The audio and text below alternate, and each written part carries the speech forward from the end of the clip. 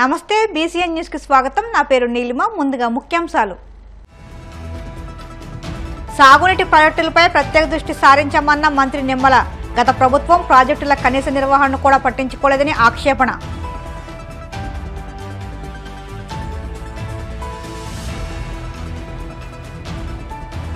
అనంతపురంలో కనకదాస జయంతోత్సవాలు ముఖ్య అతిథిగా పాల్గొని నివాళులర్పించిన మంత్రి సవిత।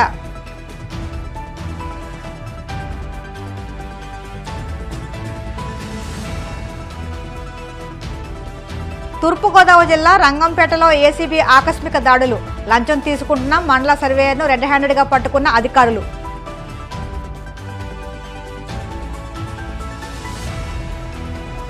ఏడవ రోజుకు చేరిన ఏపీ అసెంబ్లీ సమావేశాలు। భీమవరంలో రిజిస్ట్రేషన్ల ఫీజులపై తీవ్ర అసహనం వ్యక్తం చేసిన ఎమ్మెల్యే రామాంజనేయులు। రాష్ట్రంలోని సాగునీటి ప్రాజెక్టులపై ప్రత్యేక దృష్టి సారించామని ఏపీ జలవనరుల శాఖ మంత్రి నిమ్మల రామానాయుడు తెలిపారు। 5 ఏళ్ల వైసీపీ పాలనలో రాష్ట్రంలో 450 ఎత్తిపోతల పథకాలు మూతపడ్డాయని చెప్పారు। సాగునీటి ప్రాజెక్టుల కనీస నిర్వహణను కూడా గత పాలకులు పట్టించుకోలేదని ఆక్షేపించారు। ఎత్తిపోతల పథకాలు పూడికతీతలపై శాసనసభలో రాజానగరం ఎమ్మెల్యే బత్తుల బాలరామకృష్ణ అడిగిన ప్రశ్నలకు సమాధానమిస్తూ మంత్రి మాట్లాడారు। ప్రాజెక్టుల నిర్వహణకు ఏడాదికి 983 కోట్లు కేటాయించాలని ప్రణాళికా సంఘం స్పష్టంగా చెప్పిందన్నారు। గత 5 ఏళ్లలో వైసీపీ ప్రభుత్వం కేవలం 125 కోట్లు మాత్రమే కేటాయించిందని చెప్పారు। త్వరలోనే తాము పూర్తి స్థాయిలో నిధులు కేటాయించి పనులు చేపడతామని మంత్రి వివరించారు। వేల కోట్ల రూపాయలు పెట్టి ప్రాజెక్టులు గాని బ్యారేజీలు గాని రిజర్వాయర్లు గాని ఏవైతే మనం నిర్మాణం చేస్తామో లేదా కెనాల్స్ గాని డ్రైన్స్ గాని ఏవైతే ఉన్నాయో ప్రతి సంవత్సరం కూడా కనీసం మెయింటెనెన్స్ అనేది లేకపోతే చాలా తీవ్రమైనటువంటి నష్టం జరుగుతుంది అధ్యక్ష। నష్టం కంటే గత 5 సంవత్సరాల పాలనలో విధ్వంసం జరిగిందని చెప్పవలసినటువంటి అవసరం ఉంది అధ్యక్ష। ప్రతి సంవత్సరం కూడా ఈ కాలువల మీద గాని డ్రైన్స్ మీద గాని ఈ తూడు గొరవడెక్క వంటి తొలగింపు పనులు డోర్స్ షట్టర్స్ రోప్స్ ఇటువంటివి రిపేర్లు అదేవిధంగా గ్రీజ్ పెట్టి మెయింటెనెన్స్ అత్యవసరంగా గండ్లు పోడ్చడం ఇటువంటివి ఏవైతే గట్లు బలోపేతం ఇటువంటి అత్యవసరమైనటువంటి పనులు ఏవైతే మెయింటెనెన్స్ ఉంటాయో మరి అవన్నీ కూడా ప్రతి సంవత్సరం కూడా రబీ సీజన్ తర్వాత వేసవి కాలంలో చేస్తూ ఉంటాం అధ్యక్ష। కానీ దురదృష్టం ఏంటంటే గత 5 సంవత్సరాల పాలనలో వీటికి మరామతులు మాట అటుంచి కనీసం గ్రీజ్ పెట్టి మెయింటెనెన్స్ చేయలేనిటువంటి స్థితిలో కూడా రాష్ట్రంలో మనం చూసాం అధ్యక్ష।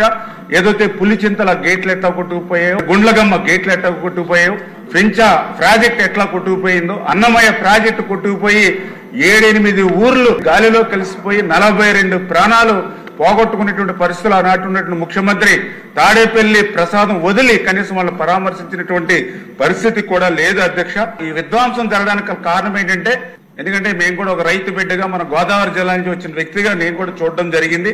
పర్టికులర్ గా ఈ ఇరిగేషన్ వ్యవస్థలో సిఈఎస్సీలు ఎంత కీలకమో లస్కర్లు అంటే ప్రతి కిలోమీటర్లకి బాధ్యతగా పనిచేసే లస్కర్లు కూడా అంతే ముఖ్యం అధ్యక్ష।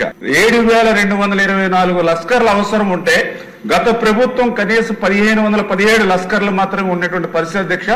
ఎంత దురదృష్టం అంటే వాళ్ళకి సంవత్సరం నుంచి లస్కర్లకే జీతాలు ఇవ్వలేనటువంటి పరిస్థితి గత ప్రభుత్వంలో చూడడం జరిగింది అధ్యక్ష। ఇంకా ఎంత అన్యాయం అంటే ఇప్పుడే గౌరవ సభ్యులు అడిగారు ఏదైతే లిఫ్ట్ స్కీమ్స్ ఒక గౌరవ సభ్యులే కాదు ఏదైతే అసెంబ్లీలో ఉన్నటువంటి ప్రతి శాసనసభ్యులు కూడా వాళ్ళ నియోజకవర్గ పరిధిలో ఆ లిఫ్ట్ స్కీమ్స్ నిలిచిపోయిన విషయం నా దృష్టికి తీసుకొస్తున్నారు అధ్యక్ష।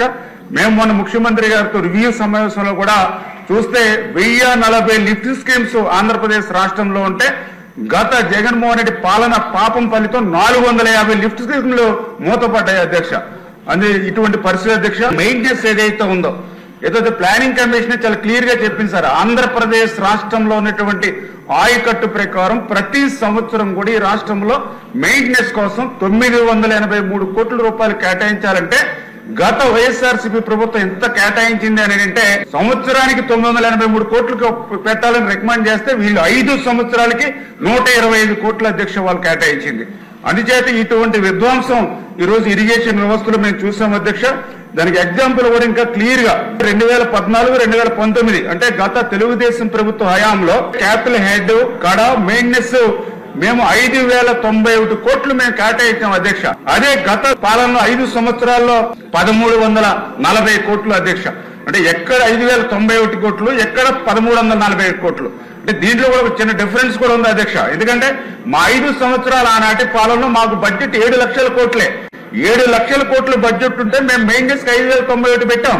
వీడికి 12 లక్షల కోట్ల బడ్జెట్ 5 సంవత్సరాల్లో ఉంటే వీళ్ళు పెట్టింది 1340 కోట్ల అధ్యక్ష.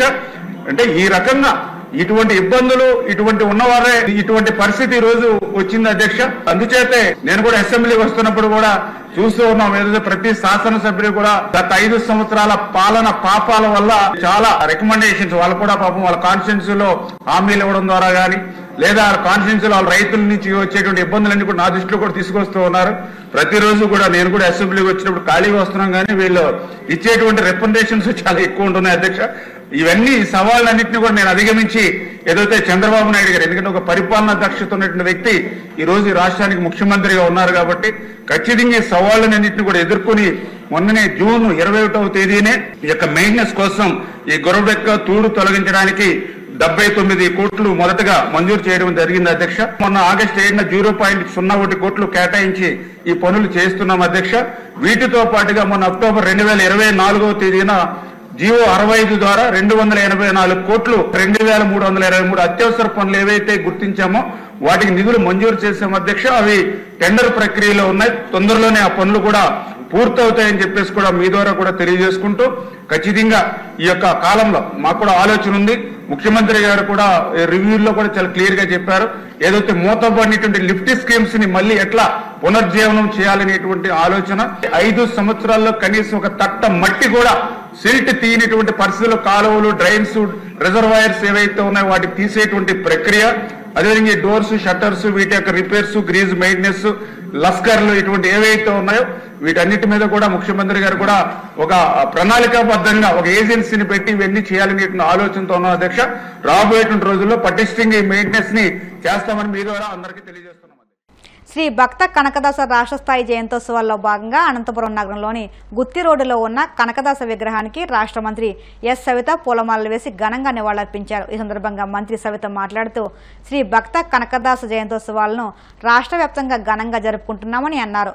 రాష్ట్ర స్థాయి కనకదాస జయంతోత్సవాలను ఉమ్మడి అనంతపురం జిల్లాలో ఏర్పాటు చేశామన్నారు. అంతా సంఘటితంగా పోరాడితే ఏదైనా సాధించగలమని చెప్పి కీర్తనల ద్వారా ఊరూరా తిరిగి ప్రతి ఒక్కరిలో చైతన్యం తీసుకొచ్చారని అన్నారు. ప్రతి ఒక్కరూ దేవుడిని దర్శనం చేసుకోవాలని ధ్యేయంగా ఆయన మార్గనిర్దేశం చేశారని అన్నారు. ఈరోజు రాష్ట్ర వ్యాప్తంగా ప్రభుత్వం నిధులతోనే ఈరోజు రాష్ట్ర వ్యాప్తంగా కనకదాస జయంతి ఘనంగా చేస్తున్నాం. రాష్ట్ర ప్రోగ్రాం ఈరోజు ఉమ్మడి అనంతపురం జిల్లాలో ఏర్పాటు చేశాం. ఎందుకంటే అందరికీ స్ఫూర్తిదాయక, అందరికీ దిశ నిర్దేశించి సంఘటితంగా పోరాడితే మనం ఏమైనా సాధించగలమని చెప్పి కీర్తనల ద్వారా ఊరు ఊరు తిరిగి ప్రజలు చైతన్యవంతులు చేసి ప్రతి ఒక్కరూ దేవుని దర్శనం చేసుకోవాలి అన్నదే ముఖ్యంగా కనకదాస్ గారి ధ్యేయం. ఆ విధంగా ఈరోజు ఒక గొప్ప వ్యక్తి కనకదాస్ గారి జయంతి ఈరోజు అఫీషియల్గా చేసుకోవడం కూడా చాలా ఆనందంగా ఉంది. ప్రభుత్వానికి ముఖ్యమంత్రి చంద్రబాబు నాయుడు గారికి, డిప్యూటీ సీఎం పవన్ కళ్యాణ్ గారికి కూడా ప్రత్యేకమైన ధన్యవాదాలు కూడా తెలియజేస్తాం. మా కులంలో కనకదాస్ గారు జన్మించడం మాకు నిజంగా వరంగా కూడా భావిస్తున్నాం. తూర్పుగోదావరి జిల్లా రంగంపేటలో ఏసీబీ అధికారులు ఆకస్మిక దాడులు నిర్వహించారు. రంగంపేట మండల సర్వేయర్ చిక్కాల ధర్మారావు లంచం డిమాండ్ చేయడంతో వలపన్ని ఏసీబీ అధికారులు పట్టుకున్నారు. ఏసీబీ డీఎస్పీ ఎం కిషోర్ కుమార్ ఆధ్వర్యంలో ఈ దాడి నిర్వహించారు. ఎలకొలను గ్రామానికి చెందిన బి రాముడు నుంచి భూమి సర్వే చేసే నిమిత్తం 75,000 లంచం తీసుకుంటూ రెడ్ హ్యాండెడ్గా పట్టుబడ్డాడు. ఈ దాడిలో inspector NV Bhaskar Rao, D Vasukrishna, Y Satish ఇతర సిబ్బంది పాల్గొన్నారు. ప్రకాశం జిల్లా ఎర్రగొండపాలెం ఎమ్మెల్యే చంద్రశేఖర్ కు సోమవారం పోలీసులు 41A నోటీసులు ఇచ్చారు. ఎక్స్లో మంత్రి నారా లోకేష్ పై ఎమ్మెల్యే చంద్రశేఖర్ విమర్శలు గుప్పించారు. దీంతో స్థానిక టీడీపీ నాయకులు ఎమ్మెల్యేపై పోలీసులకు ఫిర్యాదు చేశారు. అంతేకాకుండా గతంలో అసెంబ్లీ ఎన్నికల సందర్భంగా నమోదైన కేసులతో పాటు మొత్తం 4 కేసులు నమోదైనట్టు పోలీసులు తెలిపారు. వేధింపులకు భయపడేది లేదని ఎమ్మెల్యే పేర్కొన్నారు. భీమవరం పట్టణ పరిధిలోని గునిపూడికి చెందిన సేలం ఫౌండేషన్ ఆధ్వర్యంలో తాడేరు జడ్పీ హైస్కూల్ ప్రాంగణంలో ఫలాలను ఇచ్చే వివిధ రకాల మొక్కలు నాటారు. తన సతీమణి హన్నా యునైసి సోషల్ టీచర్ జ్ఞాపకార్థం ఈ మొక్కలు నాటినట్టు సేలం ఫౌండేషన్ కన్వీనర్ విశ్రాంత ప్రధానోపాధ్యాయులు సేలం మార్టిన్ బాబు తెలియజేశారు. ఫలాలను ఇచ్చే మామిడి, పనస, సపోటా, సీతాఫలం, తైవాన్ జామ, నిమ్మ మొక్కలు నాటినట్టు తెలిపారు. ఈ కార్యక్రమంలో తాడేరు జడ్పీ హైస్కూల్ ప్రధానోపాధ్యాయులు శ్రీ రామకోటేశ్వరరావు, పాఠశాల సిబ్బంది ముత్యాల కుమారి, మంగారావు, మాణిక్యాలరావు, మేరీ, విజయకుమార్, పరమేశ్వరరావు, సంజీవరెడ్డి, పద్మావతి, పాఠశాల విద్యార్థులు పాల్గొన్నారు.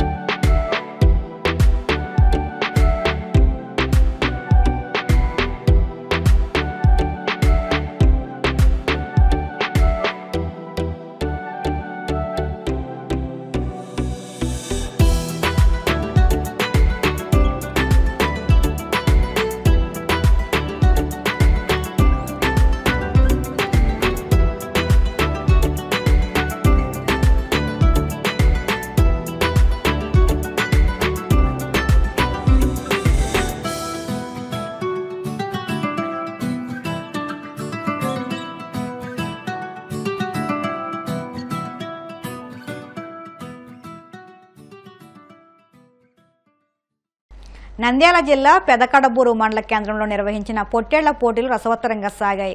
నాటు పొట్టేళ్ల కేటగిరీలో మొదటి బహుమతి 20,000 అనంతపురం జిల్లా సునీల్, రెండవ బహుమతి పెదకడబూరు విక్రమ్ 10,000 గెలుపొందారు. బ్లాక్ పొట్టేళ్ల కేటగిరీలో మొదటి బహుమతి వెంకటాపురం యశ్వంత్ 20,000, రెండవ బహుమతి దొడ్డి బెలగల్ వాల్మీకి 15,000, మూడవ బహుమతి అనంతపురం జిల్లా రామంజి 10,000 అందుకున్నారు. ప్రతి ఏటా ఈ పోటీలు ఎంతో ఉత్కంఠగా సాగుతాయి. ఈ పోటీలకు వివిధ ప్రాంతాల నుంచి పొట్టేళ్లు పెదకడబూరు చేరుకుంటాయి. ఇప్పుడు కాసేపు ప్రకటనలు.